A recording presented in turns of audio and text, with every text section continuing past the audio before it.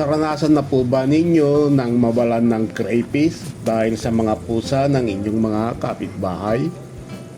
Ang masaklap pa nga, ang nadakwat ng pusa ay ang iyong buried crayfish na napakatagal-tagal mong inantay bago mangitlog.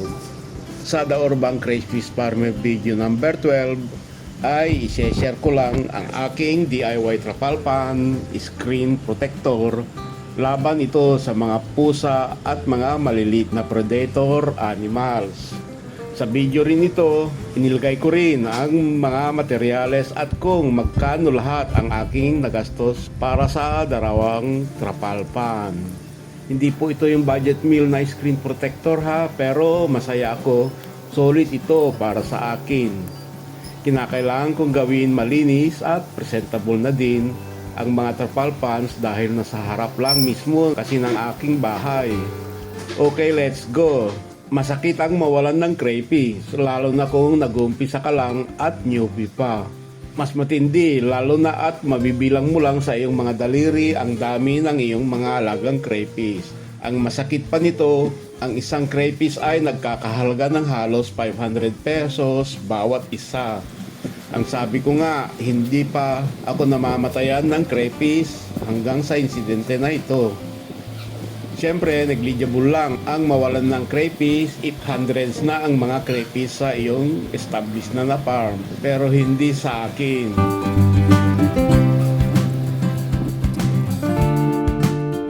Nung una, hindi ko naisip maglagay ng screen protector sa aking mga trapal pans dahil nga hindi ko akalain na pag-iinteresan ng mga pusa at wala rin naman kaming alagang pusa.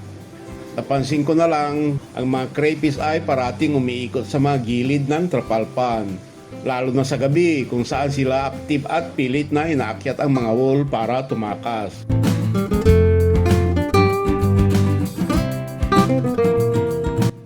Okay, sabi ko nga gusto ko sa aking protector, ginagamitan ko ng magandang klaseng plastic screen. Ang plastic screen na ito ay karaniwang ginagamit as mesh or pet protector net. Nabili ko ito online sa isang seller ng Shopee. Sold per 1 meter by 1 meter at pwede kang mamili ng laki ng butas sa screen at kung anong kulay. Kaparehas ito ng kulay green na garden screen na ibinebenta sa mga hardware store. Ang aking ginawa sa screen ay dapat madali siyang mabuksan or matanggal para sa pan maintenance o kaya pag mag-water change. Dahil dito, kinakailangan kong i-frame ang mga plastic screen para mas madaling alisin or itabi. Kita naman ninyo ang mga screen ay pwedeng iangat sa araw para sa easy viewing. Alam ko na medyo mahal at hindi economical option ang screen na ito para sa trapal pan. Pero kung nagtitipid ka naman, ay maraming opsyon sa gagamitin naman na materyales. Pwedeng mag-umpisa ka sa mas murang green plastic chicken mesh or chicken pens na nabibili sa mga hardware stores. Pwede rin gumamit lang ng fishnet or mosquito net. Ang mahalaga ay may screen para maprotektahan ang mga crayfish sa mga pusa at kung anumang mga maliliit na hayop. Sa huling part ng video na ito ay ipapakita ko ang mga ginamit kong materyales at kung magkano ang aking nagastos sa project na ito. Okay, ito na ang mga materyales. Para ito sa dalawang trapal pan na may sukat na 1 meter by 2.5 meters. Number 1, plastic chicken screen mesh or fence protectiveness. 5 piraso na 1 by 1 meter cuts. Ang size ng butas ay 8 mm. Ang cost nito sa 5 meters kasama ang shipping ay 592 pesos.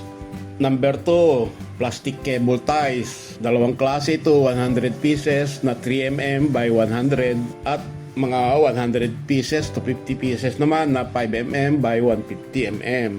Number 3, tile rims. 6 mm by 4 feet ang haba at laki. 18 pieces ito. Ang cost naman including shipping ay 430 pesos.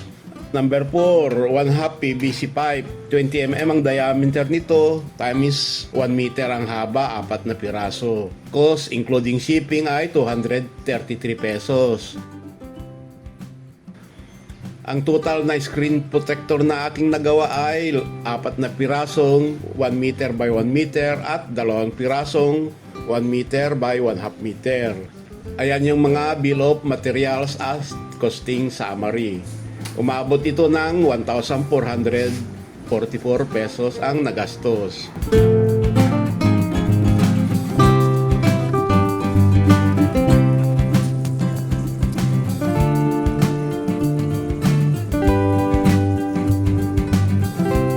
Lahat ng materyales naman ay nabili sa Shopee sa mga local sellers lang. Salamat!